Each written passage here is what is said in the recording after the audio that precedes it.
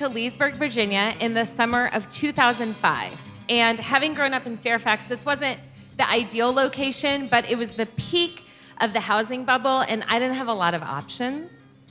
But the good news was it was where my job was and my friend group. And by friend group, I mean 9 single women in their early 20s and 1 single guy, Grafton. So it was 2005 in Loudoun County. And socially, I didn't have a lot of options. But that spring, I had started to become interested in Beth. And now that she had moved to Leesburg, right along my daily commute, I found myself swinging by somewhat regularly. Anytime I saw her car parked in front of her house. I was thinking at the time, having my own place is so fun because all the time my friends are stopping by to hang out. At this time, part of my job required me to go and spend a month living and working at a camp for teenagers outside of Lexington, Virginia. So right after moving into my new house, I packed up and headed to camp. So after a little while, I started to miss her. I mean, at this point, we were practically dating. I stopped by almost every day. She never told me to leave, so I just kind of made the assumption. So I reached out to another one of our friends, Amber, and said, "Hey, Amber, let's drive down to camp where Beth is to visit her." So Grafton and Amber arrived at camp, and I thought, oh my gosh, they just did they're gonna do 7 hours in the car together. They must be super into each other. When I got to camp, Beth was really excited to see me. This was a brilliant idea on my part. So later that night, we're all hanging out, Grafton, Amber, and some of our other friends, and I keep looking over at them, being like, are they already dating? Are they gonna start dating soon? Have they had the DTR? Where is this going? So suddenly, as we're hanging out, I get a call on my radio, and it's a guy that works at camp on property staff there that I had a little crush on, asking if I wanted to go to Waffle House with him and some other property staff. And so I asked my supervisor if I could go off camp, and he said that I could. So I said bye to Amber and Grafton and hightailed it out of there to go hang out with some cute camp guys. This was not ideal. But the good news is I had a 3.5-hour drive home to figure out my next move. So Beth had moved in about 5 weeks before and had never mowed the grass.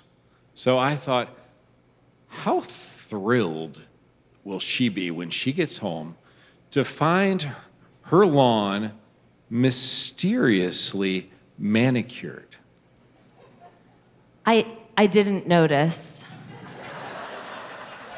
How did you not notice? I was 24, and it was my first house, and up until this point in my life, all lawn care maintenance had been handled exclusively by dads and brothers. So I decided to couple this outward show of my affection towards Beth with the only logical next move. I created a false secret admirer with a fake secret admirer email account, not only to confess to my act of service, but also my interest in taking our relationship to the next level. And ladies and gentlemen, this is when mowinstud@gmail.com was born.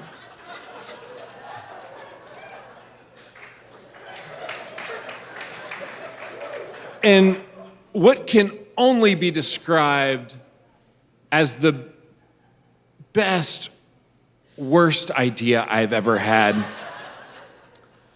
I penned an email in the voice of Shaft. Yes, 1970s action hero Shaft as the ideal personification of my alter ego. Dear Elizabeth, this is the mowing stud, and girl, I just wanted to let you know that I'm just like pudding. I cook and then I chill. Oh yeah. So I've been holding up the wall, riding the pine, vegging on your flavor, picking up what you're putting down. I dig. So I was just wondering, shoot, you know, if you wanted to go see a flick about penguins or something. Penguins have always been my jam. Penguins weren't my jam. It was March of the Penguins. I don't know what I was thinking.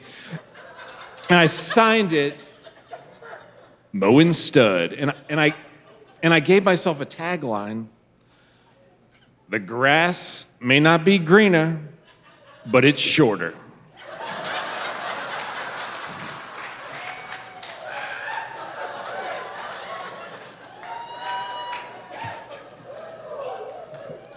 Are you okay? Not okay. Okay. So the next day, and keep in mind, it's 2005, so I did not check my email every day. I definitely didn't have it on my phone or wasn't getting notifications, so I haven't seen my email.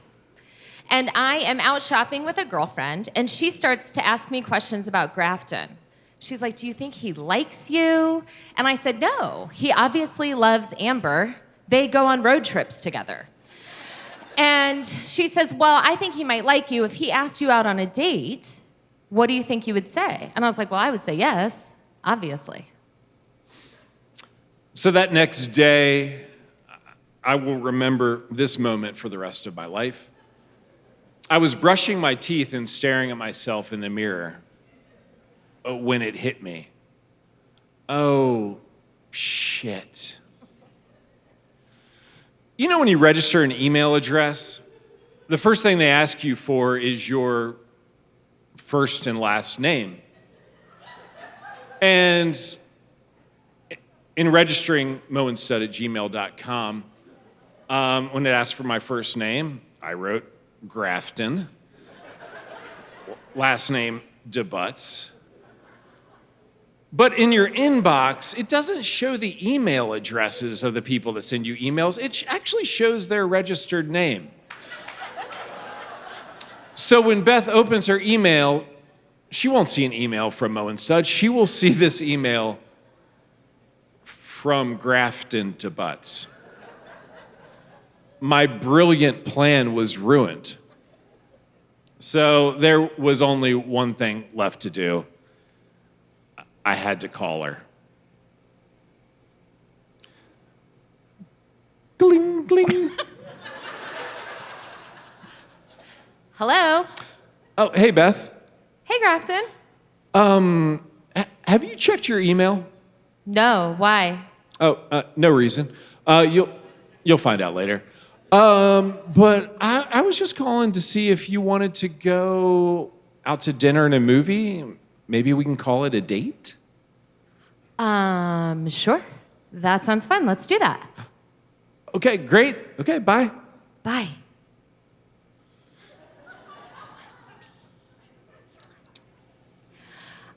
My friend and I proceeded to squeal and giggle appropriately at the excitement of having just been asked out on a date. And I know, right? Thank you. That was very exciting for me. And then we proceeded to spend a solid 10 minutes extolling the virtues of Grafton deButts, mainly focused on the fact that unlike many other young men in their early 20s, he was a straight shooter. He just picked up the phone, called, and asked me out on a date. He didn't play games. He didn't try to be mysterious. We really had a lot of respect for that. All that was left to do was go home and check my email. Thank you. Thank you.